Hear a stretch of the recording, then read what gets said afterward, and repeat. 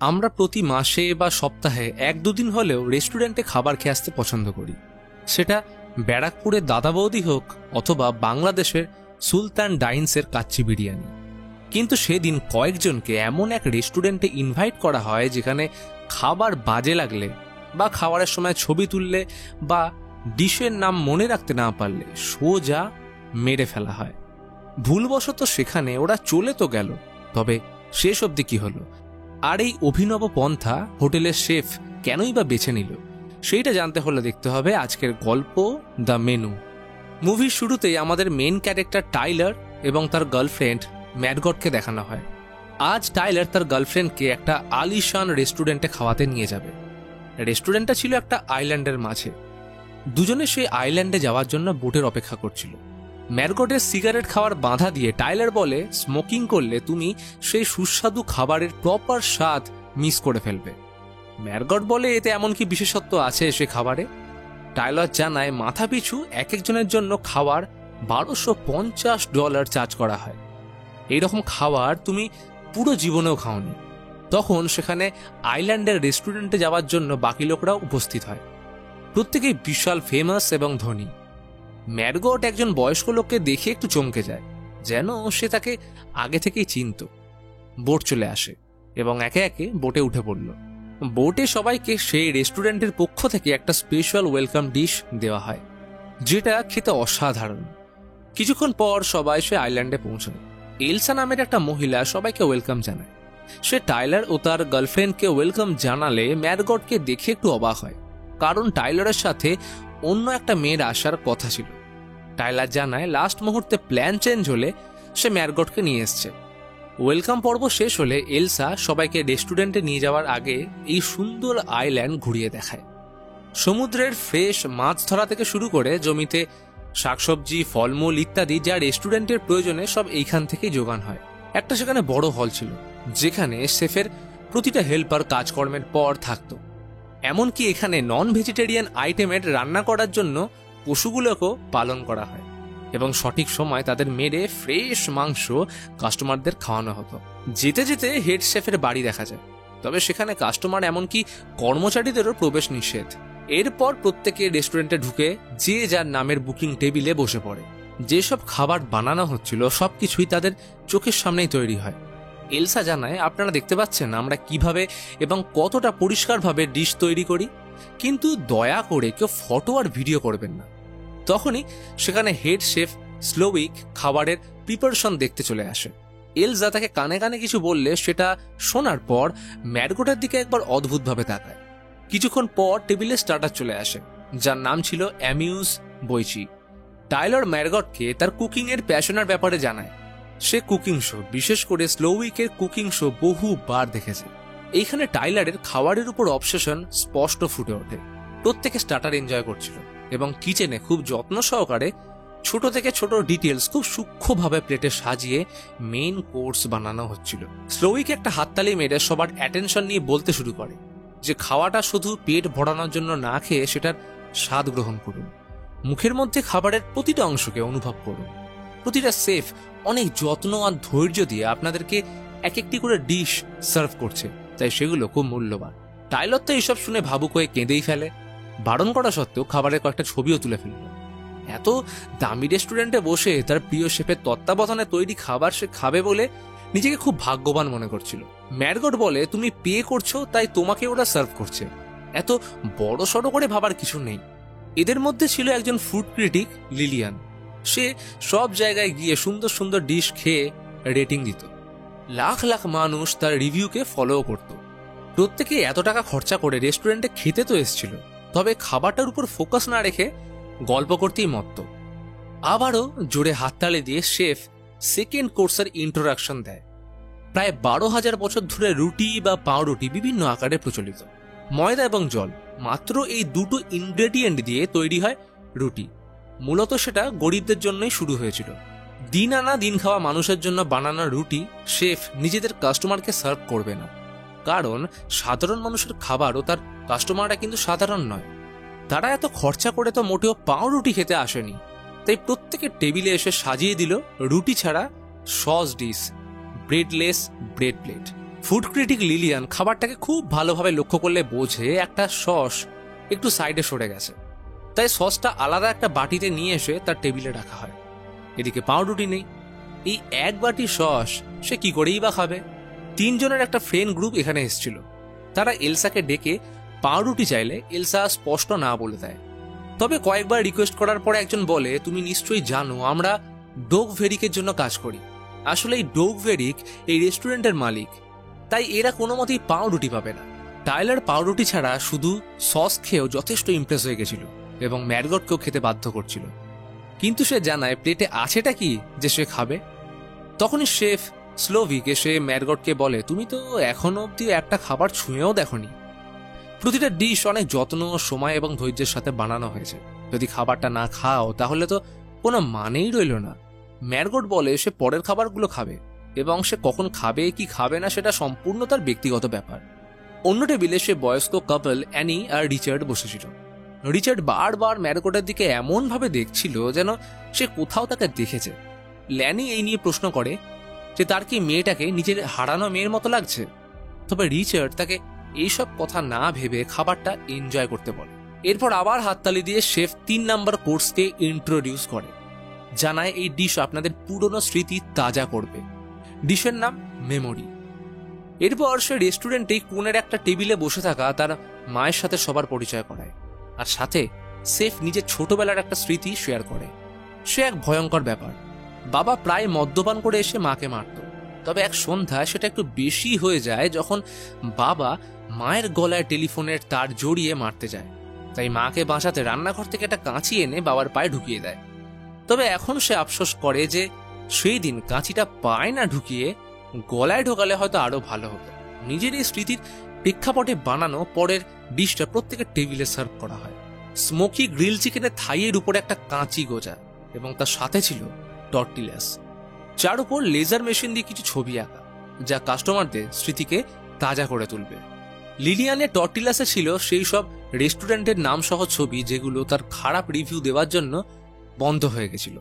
বৃদ্ধ কাপল রিচার্ড আর অ্যানির একটা টর্টিলাতে তাদের অ্যানিভার্সারি উইশ করার সঙ্গে অন্য একটা রিচার্ডের সাথে অন্য একটা মেয়ের ছবি ছিল। অ্যানি এই বিষয়টা নিয়ে জিজ্ঞেস করলে রিচার্ড নানা রকম বাহানা দেয়। টাইলারের টর্টিলাতে বারণ করা সত্ত্বেও লুকিয়ে খাবারের ছবি তোলার মুহূর্ত আঁকা ছিল। একটা জর্জের টর্টিলাতে ছিল তার সব থেকে খারাপ ফিল্ম কলিং অফ দ্য সানশাইনের ছবি। জেনে বুঝে খারাপ স্ক্রিপ্ট থাকা সত্ত্বেও শুধুমাত্র টাকার জন্য সে এই ফিল্মটায় অ্যাক্টিং করেছিল। 3 বন্ধুর টর্টিলাতে ছিল ট্যাক্স রেকর্ড এবং অন্যান্য ডিটেলস, যেটা দেখায় যে তারা কিভাবে তাদের কোম্পানিকে জালিয়াতি চার্জ লাগিয়ে চালান তৈরি করেছে। এই খবরগুলো বাইরে গেলে তাদের জেল অবধারিত। তবে বুঝতে পারে না যে এতগুলো সিক্রেট এটা জানলো কি করে। আসলে প্রত্যেকের টর্টিলাতে সেই ছবিগুলোই ছিল যেগুলো তাদের সিক্রেট বা অন্য কেউ জানে না। তবে এত কিছুর পরেও টাইলারের কিছু এসে যায় না, সে খেতেই থাকে। ম্যারগট এসব সহ্য করতে না পেরে বাথরুমে ফ্রেশ হতে যায়। লেডিস বাথরুম হওয়া সত্ত্বেও শেফ এসে ম্যারগটকে জিজ্ঞেস করে, তোমার অসুবিধাটা কি? তুমি কিছু খাচ্ছ না কেন? ম্যারগট জানায় তার কিছু খেতেই ইচ্ছা করছে না, তাই সে খাচ্ছে না। শেফ বলে, আমার কাজ নিয়ে আমি ভীষণ সিরিয়াস, আর কেউ খাবার খাচ্ছে না এটা আমার দেখে খারাপ লাগে। সে জিজ্ঞেস করে, তুমি আসলে কে আর এখানে কেন এসছো? ম্যারগট অবশেষে নিজের নাম ও ঠিকানা জানিয়ে বলে, এর থেকে বেশি আমি কিছু বলবো না। এরপর 4th কোর্সের প্রিপারেশন শুরু হয়। কাস্টমারদের সামনে একটা সাদা চাদর পেতে দেওয়া হয়, তার চারপাশে কিছু ফুল, আবার একটা হাততালির সাথে সবাই চুপ। স্লোভিকের আন্ডারে কর্মরত জুনিয়র শেফ জেরিমিকে সবার সামনে আনা হয়। শেফ আরো বলে এর পরের ডিশ জেরিমি তৈরি করেছে। ডিশের নাম দ্য মেস। স্লোভিক এতে প্রশংসা করে বলে, জেরিমি অনেক ভালো একজন শেফ, দারুণ খাবার বানায়। তার সাথে কাজ করার জন্য জেরিমি অনেক খেটেছে। নিজের কাজে সে ভীষণ দক্ষ। শেফ তাকে জিজ্ঞেস করে সে কি নিজের জীবনে খুশি। প্রত্যুত্তরে জানালো না। শেফ আবার জিজ্ঞেস করে, তাহলে কি সে শেফ স্লোভিকের মতো জীবন চায়? তখনও জেরিমি স্পষ্ট না বলে। শেফ জানায় তাদের এমন মানুষদের জন্য খাবার বানাতে হয় যাদেরকে তারা চেনেও না, জানেও না এবং দ্বিতীয়বার দেখাও হবে না। সেই সব মানুষগুলোকে নিজের রান্না করা ডিশ দিয়ে ইমপ্রেস করতে হয়। এমন খাবার তৈরি করতে হয় যেগুলো কাস্টমার এবং ক্রিটিক্সদের পছন্দ হয়। এইসব চাপে মন এবং তাদের জীবনে তৈরি হয় মেস। আর ঠিক কথাটা শেষ হতেই জেরিমি একটা বন্দুক বের করে নিজেকে শুট করে। এটা দেখে সবাই হতভম্ব। শেফ সবাইকে শান্ত হয়ে থাকতে বলে, কারণ এটা মেনু আর এটা শোয়েরই একটা পার্ট।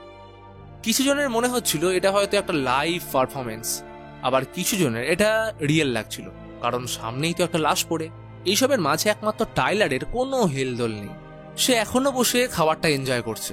তখনই সেই বয়স্ক কাপল সেখান থেকে চলে যেতে চায়, কিন্তু এলসা তাদের আটকায়। সেফের ইশারায় ওয়ার্কার রিচার্ডের একটা আঙুল কেটে নিলে সবাই ভীষণ ভয় পেয়ে যায়, কারণ এরা তো কাস্টমার, তাই এগুলো অ্যাক্ট নয় বরং বাস্তবে ঘটছে। সেফ ম্যারগটকে ডেকে বলে, তোমার আসল পরিচয়। ম্যারগট আরো একবার জানায় যে তার নাম ম্যারগট, কিন্তু এতে কি আসে যায়?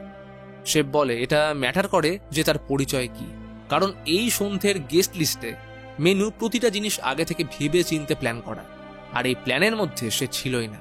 ফলে তার জন্য সব জিনিস খারাপ হচ্ছে। তাই ওকে কাস্টমার সাইডে থেকে চুপচাপ টেবিলে বসে এনজয় করতে বলা হয়, আর যদি সে তাদের সাইডে থাকে তাহলে সবকিছু সত্যি বলতে হবে, কারণ আজকে এই রেস্টুরেন্টে থাকা প্রতিটা মানুষ মারা যাবে। ম্যারগট জিজ্ঞেস করে, আমি যদি তোমাদের সাইডে থাকি তাহলে আমি কি এখান থেকে বেরোতে পারবো? সে বলে, একদমই না, তুমি যেই সাইডেই থাকো না কেন সবার মৃত্যু অবধারিত। তাই ম্যারগটকে 15 মিনিট ভাবার সময় দেওয়া হয় যে সে কোন সাইড নেবে। মৃত্যুর আতঙ্ক নিয়ে ম্যারগট টেবিলে বসে টাইলারকে গোগ্রাসে গিলতে দেখে টিনি একটা চড় মারে, কিন্তু তার তো খাবার ছাড়া কিছু এসেই যায় না। সবাই বুঝে গেছিল যে তারা এইখানে এক প্রকার ফেঁসে গেছে। 3 বন্ধুর মধ্যে এক বন্ধু এইসব থেকে বেরোনোর জন্য সামনের জানলায় চেয়ার ছুঁড়ে মারে, কিন্তু জানলার কাঁচ এমনই শক্ত যে কিছুই হয় না। শেফ আরো একবার হাততালি দিয়ে তাদের স্পেশাল চা প্রত্যেকের টেবিলে পরিবেশন করে, কিন্তু এখন সবাই এটা জানতে চায় যে এইখানে আসলে হচ্ছেটা কি। শেফ বলে, তোমরা সবাই মিথ্যু এবং শো অফ করো। ফুড ক্রিটিক লিলিয়ানকে বলে তার বাজে রিভিউয়ের কারণে কত রেস্টুরেন্ট এবং শেফ তাদের চাকরি হারিয়েছে। শেফ কখনোই তাদের স্যাটিসফাই করতে পারবে না, কারণ তারা স্যাটিসফাই হতেই চায় না। লিলিয়ানের এডিটর টেডের কোনো নিজস্বতা নেই, লিলিয়ানকে তেল মেরে চলে। অন্যদিকে সে বয়স্ক কাপলকে দেখিয়ে বলে যে গত 5 বছর ধরে ওরা এদের রেগুলার কাস্টমার। তারা কি বলতে পারবে এরা মোট কতবার খেতে এসছে? তবে তাদের সেটা মনে না থাকলেও শেফের ভালো মতোই মনে আছে যে তারা 11 বার এসছে। শেফ তাদের যে কোনো একটা খাবারের নাম বলতে বলে যেটা তারা এই রেস্টুরেন্টে খেয়েছে। অনেক ভেবেও তারা গত 5 বছরে খাওয়া একটাও ডিশের নাম বলতে পারে না। কিন্তু এতে কিছু কি যায় আসে? শেফ বলে, হ্যাঁ যায় আসে, কারণ আমরা প্রতিটা ডিশ, প্রতিটা খাবার অনেক যত্ন ও ভালোবেসে বানাই। এত বড় একটা রেস্টুরেন্টে এত খরচ করে খেতে আসছে, অথচ সেটার কোনো কদর নেই। সামান্য একটা নাম পর্যন্ত মনে রাখে না, যেখানে প্রতিবার খাবার দেওয়ার সময় তাদের সেই ডিশটার নাম বলে দেওয়া হতো। কিছু মানুষ শুধুই তাদের দামি রেস্টুরেন্টে খাওয়া স্ট্যাটাস মেনটেন করার জন্য আসে। তাদের খিদে নেই, আছে শুধু টাকা, এবং সেটা দিয়ে শো অফ করে বেড়ায়। 3 বন্ধু বলে, এই আইল্যান্ড আর রেস্টুরেন্টের মালিক তুমি নও, এটার মালিক ডগ ভেরি। সে বলে, হ্যাঁ ঠিকই বলেছো, তবে আর কিছুক্ষণের মধ্যে মালিকও থাকবে না, কারণ তার মেনুর কোনো বিকল্প না থাকা সত্ত্বেও সে বিকল্প দেখতে রিকোয়েস্ট করেছিল। তাই সবার সামনে তাকে বেঁধে জলে ডুবিয়ে মেরে ফেলা হয়। ম্যারগটকে দেওয়া 15 মিনিট ইতিমধ্যে শেষ হয়ে গেলে স্লোভিক তাকে নিজের অফিসে ডাকে। তাকে তার ডিসিশন জিজ্ঞেস করলে জানতে পারা যায় ম্যারগট একজন কল গার্ল। টাইলার তাকে নিজের গার্লফ্রেন্ডের বদলে ভাড়া করে এনেছে, আর সে বয়স্ক রিচার্ডকেও চেনা লাগছিল, কারণ সেও একসময় তাকে ভাড়া করেছিল। শেফ ম্যারগটকে জিজ্ঞেস করে, তুমি কি তোমার কাজটা করে খুশি? সে বলে হ্যাঁ, কিন্তু ম্যারগট শেফকে একই প্রশ্ন করলে কোনো উত্তর না আসলে জানায়, আমার অনেক বছর ধরে রান্না করার আর ইচ্ছেই হয় না। অফিস থেকে বেরিয়ে স্লোভিক পরের ডিশ ইন্ট্রোডিউস করার জন্য সবাইকে নিয়ে রেস্টুরেন্টের বাইরে আসে। পরিচয় করায় ক্যাথরিনের সাথে। সে এই পরের ডিশটা বানিয়েছে। ক্যাথরিন বলে 3 বছর আগে স্লোভিক তাকে বেশ কয়েকবার ধর্ষণ করার চেষ্টা করেছিল, কিন্তু তাকে কখনো কাজ থেকে বের করেনি। যেহেতু আর কিছুক্ষণ পর সব শেষ হয়ে যাবে, তাই সবাই লাস্ট বারের মতো সত্যের মুখোমুখি হচ্ছে। তাই সেফের থাইয়ে একটা কাঁচি ঢুকিয়ে দিলে সে তার থেকে ক্ষমা চায়। 6th কোর্সের নাম ম্যানস ফলি। স্লোভিক সব ছেলেদের পালানোর জন্য 45 সেকেন্ডের টাইম দেয়, এবং এই সময়ের মধ্যে তারা যদি পালাতে না পারে তাহলে স্টাফ গিয়ে তাদের ধরে ফেলবে। তখনই প্রত্যেকে নিজের ওয়াইফ এবং কেউ তাদের লাভারদের ছেড়ে পালিয়ে যায়। জুনিয়র শেফ ক্যাথরিন মেয়েদেরকে নিয়ে রেস্টুরেন্টে ঢুকে যায় এবং পরবর্তী ডিশ প্রেজেন্ট করা হয়। প্রত্যেকেই শেফের খুব তারিফ করতে থাকে, এমনকি লিলিয়ান। কিন্তু এখন আর এসব বলে কোনো লাভ নেই। ওদিকে প্রতিটা লোক পালাতে ব্যর্থ হয় এবং স্লোভিকের লোক তাদের ধরে নিয়ে আসে। টাইলার নিজের জায়গায় এসে আবার খেতে শুরু করে। শেফ টাইলারের সাথে কথা বলতে এসে জিজ্ঞেস করে টাইলার এখানে কেন এসছে। সে বলে সে নাকি শেফের বড় ভক্ত এবং খাবার ও কুকিং এর প্রতি তার প্যাশন এইখানে নিয়ে এসছে। শেফ জানায়, তুমি আগে থেকে জানতে যে আমরা আজকে এখানে সবাই মারা যাব, তাহলে তুমি ম্যারগটকে সব জেনে বুঝে কেন এনেছো? আসলে তার সাথে অন্য কেউ আসার কথা ছিল, কিন্তু ব্রেকআপ হয়ে গেলে সে ভাড়া করে ম্যারগটকে নিয়ে আসে, কারণ এই রেস্টুরেন্টে সিঙ্গেল সিট বুকিং হয় না। এটা শুনে ম্যারগট তো রাগে আবার টাইলারকে ঘুষি মারে। তখন শেফ বলে, তোমার যখন এতই খাবারের প্রতি প্যাশন, তাহলে আমাকে তুমি যে কোনো একটা ডিশ বানিয়ে খাওয়াও। টাইলারকে একজন শেফের ড্রেস পরিয়ে কিচেনে আনা হলে সে ভীষণ ঘাবড়ে যায়, কারণ খাবার নিয়ে সে শুধুই বড় বড় জ্ঞান দিত, আসলে খাবার বানাতে সে পারেই না। যাই হোক করে সবজি দিয়ে আধ কাঁচা মাংসের একটা জঘন্য ডিশ বানিয়ে ফেললো। স্লোভিক টেস্ট করে বলে, খাবার সম্বন্ধে জ্ঞান দেওয়া তো সহজ, কিন্তু সেটা বানানো মোটেও সহজ নয়। খাবার তৈরি করা আসলে একটা আর্ট। এরপর স্লোভিক টাইলারের কানে কিছু একটা বললে টাইলারের চোখ থেকে জল বেরিয়ে যায় এবং সে চলে আসে। স্লোভিক ম্যারগটকে চাবির গোছা দিয়ে তাকে স্টোররুম থেকে ব্যারেল আনতে বলে, কারণ ম্যারগট এখন তাদের মধ্যেকার একজন। যাবার সময় ম্যারগট দেখে টাইলার গলায় দড়ি দিয়ে আত্মহত্যা করেছে। ম্যারগট স্টোররুম থেকে একটা ছুরি নিয়ে স্লোভিকের ঘরের দিকে যায়। অন্যদিকে রেস্টুরেন্টে অ্যাক্টর জর্জ শেফকে জিজ্ঞেস করে তার কি দোষ, সে শেফের কি ক্ষতি করেছে। সে বলে যে আমি আমার কাছ থেকে 1 মাসে মাত্র একটা রবিবার ছুটি পাই। সেই রবিবারে একাই হলে তার ফিল্ম কলিং ডক্টর সানশাইন দেখতে গেছিল, এবং সেটা এতই জঘন্য ছিল যে তার কাজের মধ্যে পাওয়া একটা ছুটি নষ্ট হয়। আর সাথে তার যে অ্যাসিস্ট্যান্ট মেয়েটা এসেছিল তার দোষ হলো সে জর্জের থেকে টাকা চুরি করেছে, কিন্তু সে নিজেই ধনী, কিন্তু তার স্বভাবের জন্য তাকে মরতে হবে। অন্যদিকে স্লোভিকের ঘরে ম্যারগট ঢুকে পড়ে। এলসাও তার পিছু নিয়ে এসে জানায় সে নিয়ম ভেঙেছে, কারণ শেফের ঘরে প্রবেশ নিষেধ। ম্যারগট তাকে কিছু বলতে গেলেই এলসা তার উপর হামলা করে। এলসা জানায় শেফ কোনো ব্যারেল আনতেই বলেনি, কারণ সে তার কাজ ভোলে না। দুজনের মধ্যে হাতাহাতি বাড়াবাড়ি পর্যায়ে গেলে ম্যারগট নিজের প্রাণ বাঁচাতে এলসাকে গলায় ছুরি ঢুকিয়ে মেরে দেয়। অর্থাৎ স্লোভিক ইচ্ছে করে তাকে পাঠিয়েছিল কিছু কারণে বা কিছু দেখতে, যাতে ম্যারগটের হেল্প হয়। এরপর স্লোভিকের পার্সোনাল রুমে ঢুকলে সে তার পুরনো কিছু ছবি দেখে। তার মধ্যে একটা ছিল ইয়ং স্লোভিক রাস্তার ধারে একটা ছোট্ট স্টলে হাসি মুখে চিজ বার্গার বানাচ্ছে, আর তখনই তার নজর পাশে রাখা রেডিওর উপর পড়লে সে হেল্প চায়। তারপর সে রেস্টুরেন্টে ফিরে আসে। কিছুক্ষণ পর রেস্টুরেন্টে একটা কোস্ট গার্ড আসে। প্রত্যেকের মনে বাঁচার আশা জাগলেও তাদের ভুল ধারণা কয়েক মিনিটে ভেঙে যায়, কারণ সেটা ছিল তাদেরই লোক। আর কোনো রকম আশা না রেখে প্রত্যেকে মৃত্যুকে অ্যাকসেপ্ট করে। তখনই ম্যারগট উঠে জোরে একটা হাততালি মারলে সব শান্ত হয়ে যায়। সে স্লোভিককে বলে এই রেস্টুরেন্টে বানানো কোনো খাবারই তার পছন্দ হয়নি। স্লোভিক জিজ্ঞেস করে তার কেন পছন্দ হয়নি, কি কমতি আছে তাদের খাবারে। ম্যারগট বলে এই খাবারে ভালোবাসা নেই, এই খাবারটা ভালোবেসে নয়, শুধুমাত্র অবসেশন দিয়ে বানানো হয়েছে। স্লোভিক বলে মোটেও নয়, ভালোবাসা খাবারের মেইন ইনগ্রেডিয়েন্ট। কোনো খাবার ভালোবেসে বানালে সেটার টেস্ট দ্বিগুণ হয়ে যায়। ম্যারগট জানায় আজকে রাতে তো সবাইকে সত্যিটাকে ফেস করতেই হবে, আর এটাই সত্যি যে একটাও খাবার তার ভালো লাগেনি। শেফ জিজ্ঞেস করে সে কি খেতে চায়, আর যেটা ভালো লাগবে সেটাই বানানো হবে। ম্যারগট জানায় একটা অথেন্টিক চিজ বার্গার, যেটা যে কোনো সাধারণ রাস্তার ধারের দোকানে পাওয়া যায়, যেটা কোনো ফ্যান্সি প্লেটিং করে দেওয়া হয় না। এরপর শেফ নিজের হাতে চিজ বার্গার বানানো শুরু করে। যে শেফ বিগত কয়েক বছর কোনো রান্না করতে ইচ্ছা হয় না, আজ সে রান্না করছে। খুব যত্ন সহকারে চিজ বার্গারটা বানিয়ে এসে ম্যারগটের সামনে রাখে। ম্যারগট সেটার এক কামড় দিতেই তার মুখে তৃপ্তির হাসি ফুটে ওঠে, যা দেখে শেফের মনে এক অদ্ভুত শান্তি হয়। চিজ বার্গারের দাম ছিল $9.95। সে $10 একটা নোট দিলে তার জন্য মেইন গেট ওপেন করে যেতে দেওয়া হয়। লাস্ট কোর্সের নাম ছিল এসমোর। ইউনাইটেড স্টেট এবং কানাডায় প্রচলিত এই ডিশ ক্যাম্পফায়ারের সময় রান্না করা হয়। মার্শমেলো, চকলেট বার এবং গ্রাহাম ক্র্যাকার এটার ইনগ্রেডিয়েন্ট। প্রত্যেককে মার্শমেলোর একটা করে জ্যাকেট এবং চকলেটের টুপি পরিয়ে ফ্লোরটাকে সাজানো হয়, কারণ পরের ডিশের ইনগ্রেডিয়েন্ট তারা নিজেরাই। এদিকে ম্যারগট একটা বোট স্টার্ট করে দেয়। অন্যদিকে শেফ জ্বলন্ত কয়লা মেঝেতে ফেলতে আগুন জ্বলে ওঠে এবং প্রত্যেকে সেই আগুনে পুড়তে থাকে। ম্যারগট বোটে যেতে যেতে রেস্টুরেন্টটাকে দূর থেকে পুড়তে দেখে। পার্সেল থেকে চিজ বার্গারটা বের করে সে একটা কামড় দেয়, এবং এই ঘটনার সাথে মুভি এখানে শেষ হয়। মুভিতে আধুনিক যুগে সেই সব ধনী ব্যক্তিদের কথা বলা হয়েছে যারা রেস্টুরেন্টে খাবারের থেকে বেশি সেখানে গিয়ে তার স্ট্যাটাস মেনটেন করা, শো অফ করা এবং ছবি তুলে সোশ্যাল মিডিয়াতে পোস্ট করার জন্যই আসে। স্লোভিকের ছোটবেলা থেকে খাবার তৈরি করতে খুব ভালো লাগতো, তবে ছোট স্টল থেকে আজ সে এখানে পৌঁছেছে। তার বানানো চিজ বার্গার সাধারণ মানুষরা খুব ন্যায্য মূল্যে কিনে আনন্দ করে খেত, কিন্তু আজ এত বড় রেস্টুরেন্টে লাখ লাখ টাকা খরচা করে এসে কেউ তৃপ্তি করে খায় না, অথচ প্রতিবার নতুন ডিশ চায়। সেটা খাবার থেকে সেটা দেখতে কেমন হবে এই নিয়ে বেশি মাথা ব্যথা। ধনী এবং ক্রিটিকদের সন্তুষ্ট করার যে প্রেশার তাদের মাথায় পড়তে থাকে, যেটা শেফ এবং বাকিদেরও একই গল্প। টাইলার এমনি আত্মঘাতী ছিল। ব্রেকআপের পর সে এই রেস্টুরেন্টে মারা যাবে জেনেও এসেছিল, তাই তার কোনো কিছুতে হেলদোল পড়ছিল না, শুধু খেয়েই যাচ্ছিল। শেষে গোটা রেস্টুরেন্টের সামনে যখন একটাও রান্না করতে না পারে, তখন এই লজ্জা সহ্য করতে না পেরে আত্মহত্যা করে। ম্যারগট একদম সাধারণ মেয়ে ছিল। খিদে পেলে এমন জিনিস তার চাই যেটাতে তার পেট ভরবে।